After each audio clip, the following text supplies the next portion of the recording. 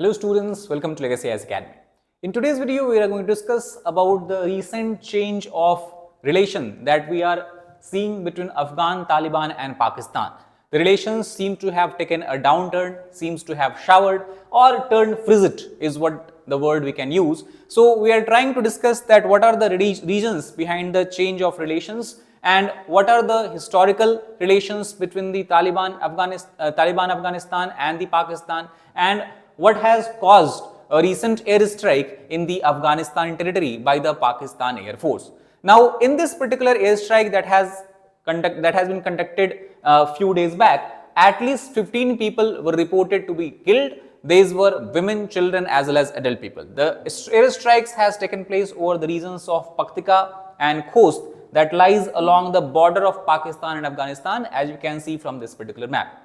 As per the report of Ministry of Defense of Taliban, it has said that it will not sit back, it will retaliate against this particular kind of airstrike conducted by Pakistani air forces. The airstrike has targeted basically 7 villages, killing so many civilians. Now, historically, Afghan, Taliban and Pakistan have enjoyed a very strong, we can say, relations. That is because when the war on terror was unleashed over Afghanistan by United States, following the 9/11 attack conducted by Al-Qaeda, many of the terrorist groups and the members of terrorist groups who were part of Taliban, they took sanctuary inside Pakistan. This also come in the wake of the capturing of the power in Afghanistan by the Northern Alliances, the alliance that was supported by the US and its allies. Also, many of the Taliban leaders, especially the founder of Taliban movement, we talk about the Mullah Muhammad Umar, so they have received their education, basically Islamist education, from the institutions of the Pakistan, the most notable of that being the Darul Uloom Haqqaniya. At the same time, the sanctuary provided by Pakistan to the Taliban leaders have given them an opportunity to reorganize, regroup and initiate a lethal uprising. And the culmination of this uprising we have seen in the case of year 2021, when Taliban was successfully able to topple the existing Afghan government and capture the political power. So we can say in essence, the sanctuary and the support provided by Pakistan either directly or indirectly over a period of 2 decades have produced an ecosystem that has fostered an organic relation between the Afghanistan-Taliban across the entire spectrum of Pakistani societies, whether it is the civil society, whether it is the political classes or whether it is the military and the ISI. So what is the current factors or historical factors that have complicated the relation between these two entities? So first of all, if we understand, the Pakistan has welcomed the Taliban when it captured the power in the Kabul, because the Pakistani government and military thought that will act as a natural ally. And Pakistan naturally had a lot of expectations from Taliban that will take such steps that will ensure security to the state of Pakistan and its people. However, many of these expectations seems to have not turned true, as the Taliban or Afghan Taliban has seemed to be less cooperative than what Pakistan had hoped. Also, the reason behind this we can understand from the simple fact that earlier Taliban was simply a large faction of a militant or terrorist group who were trying to capture power in Afghanistan. However, once they took the power, once they captured the power, their goal has changed. Now they want to legitimize their rule, and that is why they need support and help from not only Pakistan but many other countries. And it is due to this reason they are eager to transform themselves from a fighter group to the government. And obviously they cannot be excessively dependent and reliant on Pakistan in the coming future. Also, if we try to understand that if the Taliban group has to be considered, it has 2 factions. One, as we are calling it, Afghan Taliban, which is largely operating and is in power in the Afghanistan. And second group that is generally referred as Pakistan-Taliban or Tehrik-e-Taliban Pakistan.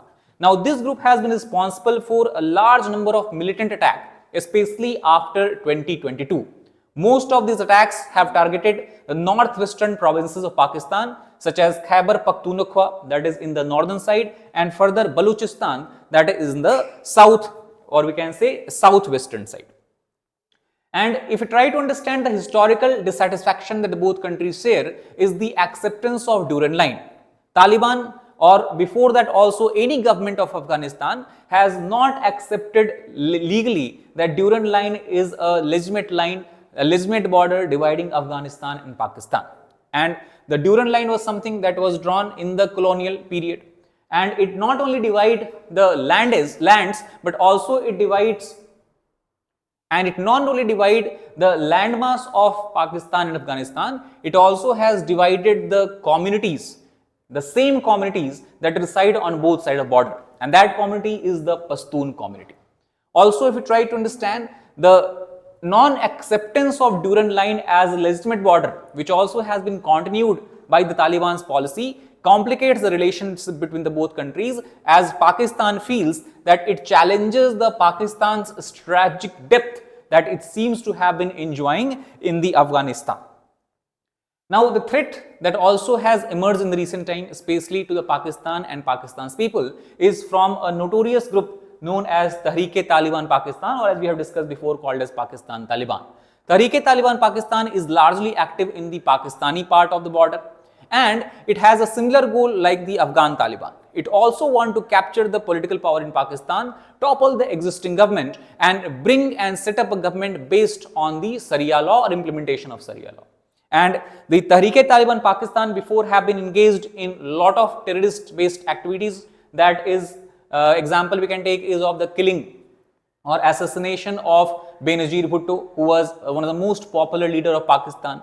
And also, it was this group which has been involved in the killing of many innocent children in the Army Public School of Peshawar in 2014 in Pakistan. The leader of this group was Baitullah Masood, who has been killed in the drone strike that was conducted in year 2009. So that is the bloody history of the TTP or Pakistan-Taliban. Apart from that, the Pakistan tried to assert its influence in Afghan Taliban by using a group that is called as Haqqani network.